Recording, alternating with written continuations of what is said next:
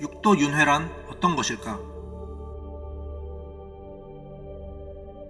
많이 배운 사람일수록 육도를 사후의 세계가 아닌 정신적인 가르침이라고 평가한다. 마음을 다스리고 세상을 살아가는 데 있어서 깨달음을 얻으라는 해석으로 이어지곤 한다. 하지만 이것은 불교의 가르침을 너무 입맛대로 해석하는 것일 수 있다. 만약 육도가 진짜 사후의 세계를 가리키는 것이라면 어떨까도 생각해볼 필요가 있다.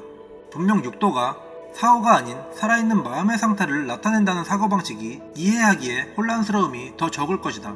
지옥도 없고 다른 더 심한 고통도 없다는 것을 주장하는 사람은 부처님이 사후 세계를 언급한 적이 없다는 데에 매달린다. 하지만 과연 진짜로 그럴까?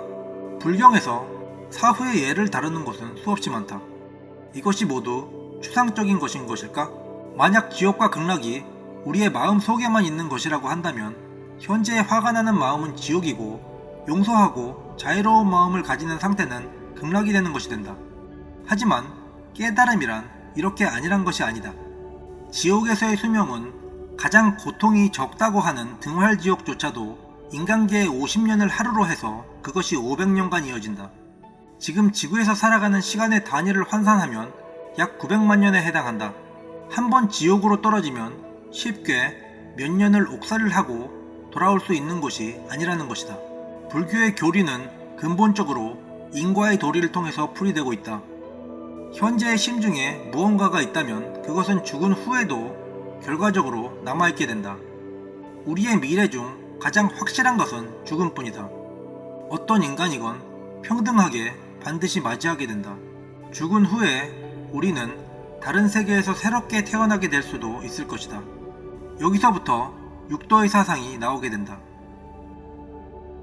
불교에서는 모든 생물이 스스로가 만들어낸 세상을 지니고 그 세상의 수는 생명의 수만큼 정확히 존재한다고 한다.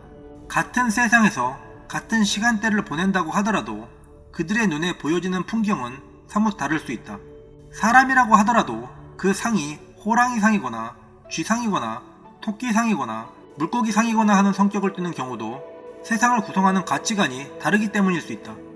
하지만 너무 무한히 많으면 설법을 할 수 없기에 불교에서는 간단한 6가지의 분류를 만들어낸다.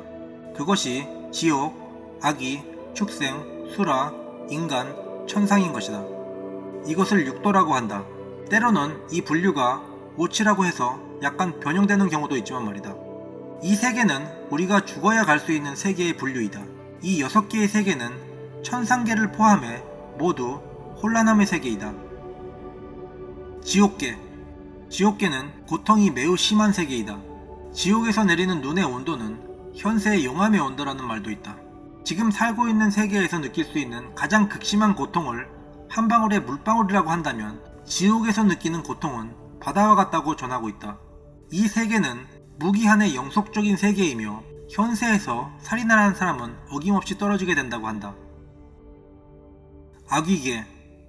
악귀계는 굶주림과 목마름으로 고통받으며 메말라 피골이 드러나는 세계이다. 먹고 싶어도 먹지 못하고 마시고 싶어도 마시지 못하는 세계이다. 이 세계는 욕심이 극심하고 남에게 인색하게 살면 떨어진다고 한다. 축생계.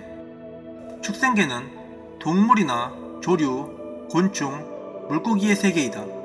약육 강식의 세계로 강한 개체에게 잡아먹히는 구조를 지니고 있다. 항시 생명을 위협받으며 불안에 떨게 된다.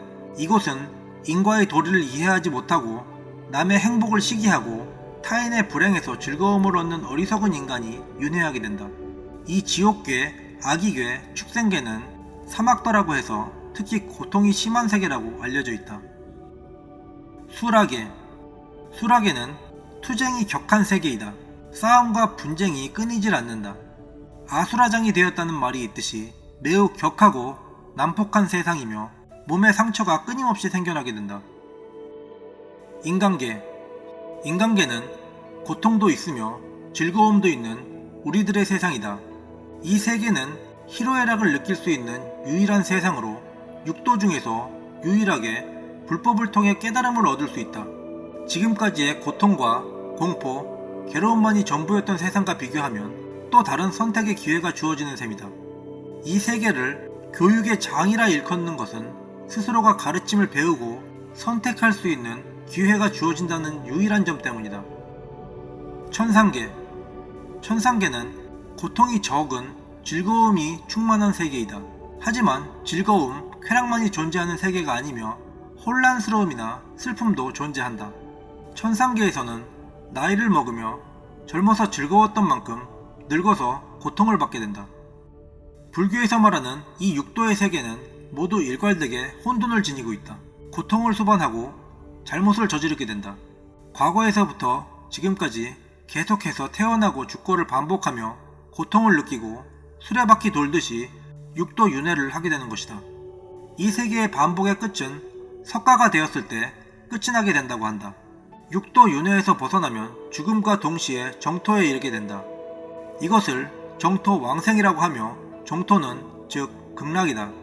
그래서 극락 왕생이라고도 한다. 이런 윤회의 굴레에서 벗어나게 되면 이것을 해탈했다고 하며 이것이야말로 불교의 목적인 것이다.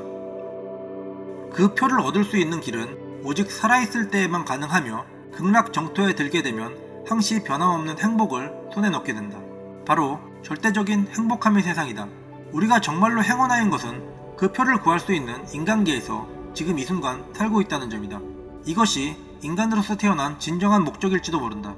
이것이 진실인지 추상적인 것인지는 누구도 확인할 수 없지만 이런 개념에 의해 자신이 변화할 수 있다면 그것도 좋은 것이 아닐까?